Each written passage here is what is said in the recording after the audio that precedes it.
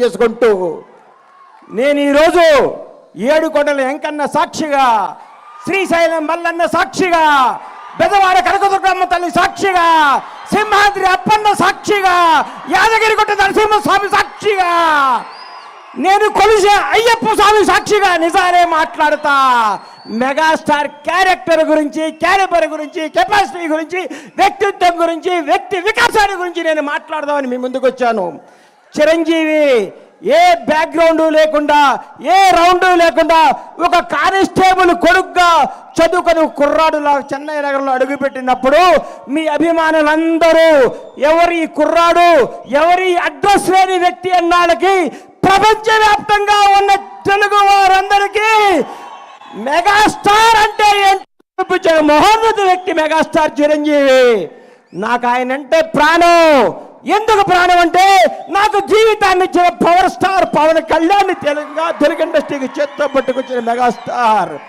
ఈ భారతదేశంలో ఏ నటుడికి, ఏ మెగాస్టార్కి దగ్గర అదృష్టం రామ్ చరణ్ రూపేణ ఆయన లెగసీని కంటిన్యూ చేయడానికి పుట్టించిన మహోన్నత వ్యక్తి చిరంజీవి. ఎంతమంది స్టార్లు ఉన్నారు భారతదేశ వ్యాప్తంగా ఉన్న స్టార్లందరికీ ఒక సూపర్ స్టార్కు ఇంకో సూపర్ స్టార్ పుట్టాడా? ఒక మెగాస్టార్కు మెగా పవర్ స్టార్ పుట్టాడా? ఏం కొడుకుని కన్నావయ్యా మెగాస్టార్. నీ వ్యక్తిత్వం గతంలో చాలా మంది ఓరు దాటేదాకా ఓరి మల్లనని పనిలేక బోడి మల్లన అంటున్నా. ఈ రోజుల్లో చిరంజీవి గారు అన్నా నీ వెనకాల ఎంతమంది ఉంటే ఏంటి, ఊడితే ఏంటి? నీ క్యారెక్టర్ భావి తరాలకి, భవిష్యత్ తరాలకి ఒక రామాయణం, ఒక భగవద్గీత, ఒక భారతదేశ స్వతంత్రానికి పోరాడే కాదల్లాగా చిరంజీవి చరిత్ర కూడా అందరి హృదయాలు లిఖించుకుంటారని నేను మీ అందరికి గర్వంగా చెప్తున్నా. చిరంజీవి వ్యక్తిత్వం. ఈ మధ్య నేను చిరంజీవి గారింటికి వెళ్ళి మర్చిపోయి మీకు చెప్పడానికి వెళ్తే అన్నయ్య కొద్దిగా లేట్గా వచ్చాడు. ఏంటన్నా లేట్గా వచ్చావన్నా? మా చెల్లికి నడువు నొప్పిగా ఉంటే జెండు బాంబు రాస్తున్నారు ఆ లోపల అన్నాడు. అదే చిరంజీవి క్యారెక్టరు. ఈరోజు కూడా 85 ఏళ్ల తల్లిని కొడుకులాగా పట్టుకొని కాళ్ళ ఒత్తుతూ ఇంట్లో పెట్టుకొని కంటికి రెప్పలా చూస్తున్న క్యారెక్టర్ చిరంజీవిది. చిరంజీవి వ్యక్తిత్వం ఎవరికి తెలుసు? కంటికి రెప్పలాగా తన కుటుంబాన్నే కాదు నాడుకునే వాళ్ళందరినీ. 25 సంవత్సరాల కింద బండ్ల గణేష్ ఏందండి అడ్రస్ లేనోడిని, అడ్రస్ అంటే తెలియనోడిని. అన్నా నేను ఇల్లు కట్టుకున్నానంటే నా అడ్రస్ ఎత్తుకుంటూ షాద్ దగ్గర వచ్చాడు నడువు నొప్పితో.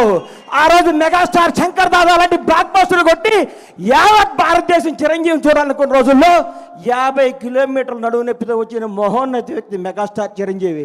ఆయన క్యారెక్టర్ గురించి మాట్లాడాలంటే, ఆయన క్యాలిబర్ గురించి మాట్లాడాలంటే, ఆయన స్టామినా గురించి మాట్లాడాలంటే, ఆయన నిజాయితీ గురించి మాట్లాడాలంటే, ఆయన నిర్భయం గురించి మాట్లాడాలంటే ఎవరి తరం కాదు, ఎవరి వ్యక్తిత్వం ఉండదు. అన్నా నువ్వు రాజకీయాల్లో నుంచి బయటకు ఎందుకు వచ్చావు అంటే నేను అడిగాను.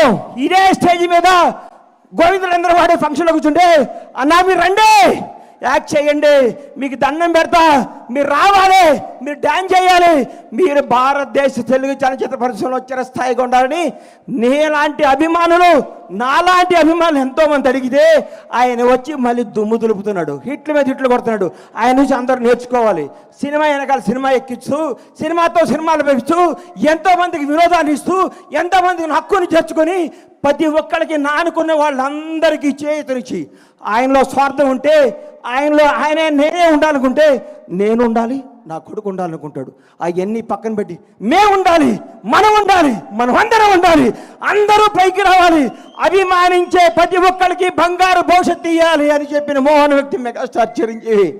చిరంజీవి అనేవాడు ఇండస్ట్రీలో రాకపోయింటే నాలాంటి వాళ్ళు వచ్చేవాళ్ళు కాదు. ఎందుకంటే ఇండస్ట్రీ అందదేమో, సామాన్యులకి అందరూ ఒక కళేమో అని అనుకునే రోజుల్లో ఒక చిరంజీవి కూడా మెగాస్టార్ అవ్వచ్చు, కష్టపడే ఎవడైనా సినిమా ఇండస్ట్రీలో బైక్ రావచ్చని అడ్రస్ కల్పించిన మహోన్నత వ్యక్తి మెగాస్టార్ చిరంజీవి. ఆయన గురించి కొందరు మాట్లాడుతుంటారు, చిరంజీవి తొక్కేశాడు. చిరంజీవి తొక్కుతాడా? చిరంజీవి ఎవరిని తొక్కడయ్యా? ఎక్కుతాడు, ఎక్కిస్తాడు, లేపుతాడు, లేపి కూర్చోబెడతాడు. ఎవడికి టాలెంట్ ఉంటే, ఎవడికి శక్తి ఉంటే, ఎవడికి నిజాయితీ ఉంటే వాళ్ళను ఉన్నతమైన కూర్చోబెట్టడమే మెగాస్టార్ చిరంజీవి యొక్క లక్ష్యం, ఆదర్శం, అభిమానం. చిరంజీవి గారి గురించి ఎన్ని చెప్పుకున్నా, ఎంత చెప్పినా, ఏం చెప్పినా తగ్గదు. నేను వెళ్ళి ఏం అవసరం అండి అన్నయ్య నా ఇంట్లో ఇది ఉందంటే చెప్పకుండా ఇంటికి వస్తాడు.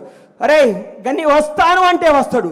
ఆయన వ్యక్తిత్వ వికాసం, ఆయన చరిత్ర ఒక పుస్తకాలు రాసి పుస్తకాలను పాఠ్య పుస్తకాలుగా పెంచిన భావితరాల విద్యార్థులకి మెగాస్టార్ క్యారెక్టర్ ఇదని చెప్పాలని నేను మనస్ఫూర్తిగా కోరుకుంటున్నాను. ఇంకొకసారి చెప్తున్నా, చిరంజీవి గారి గురించి ఎవరేం మాట్లాడుకున్నా ఎన్ని వేసుకున్నా అల్ప సంతోషం, వాళ్ళు ఆనందపడాల్సిందే. కానీ ఒక మహోన్నత వ్యక్తి గురించి మాట్లాడితే ఏమో ఉపయోగం. ఇలాంటి బర్త్డేలు ఇంకెన్నో చేసుకోవాలని, ఇంకెన్నెన్నో హిట్లు ఇవ్వాలని, ఇంకా ఎంతగా వేయాలని మనస్ఫూర్తిగా కోరుకుంటూ ఈ అవకాశం ఇచ్చిన మెగా అభిమానులందరికీ, ముఖ్యంగా మిత్రుడు స్వామినాయుడు గారికి హృదయపూర్వక కృతజ్ఞతలు తెలియజేసుకుంటూ సెలవు తీసుకుంటున్నాను. జై చిరంజీవి, జై జై చిరంజీవి, జై power star. Oh my God, డెఫినెట్గా ఆయన మన గాడ్. సో మన దేవుడు, ఆయన యొక్క పుట్టినరోజుని ఇవాళ మనం ఇంతలా జరుపుకుంటున్నాం. And thank you so much Bandla Ganesh గారికి ప్రత్యేకమైన కృతజ్ఞతలు తెలియజేసుకున్నాం. ఆయన అభిమానాన్ని ఎప్పుడు కూడా అత్యద్భుతంగా చాటుతూనే ఉంటారు. సో ఎస్, మరి ఇప్పుడు ఒక స్పెషల్ పర్ఫార్మెన్స్తో మనందరినీ ఆకట్టుకోవడానికి విశాఖ నుంచి అపర్ణ వచ్చేస్తున్నారు. So let's welcome her. Aparna, so Pulsar bike Ramana గారు అండ్ ఎస్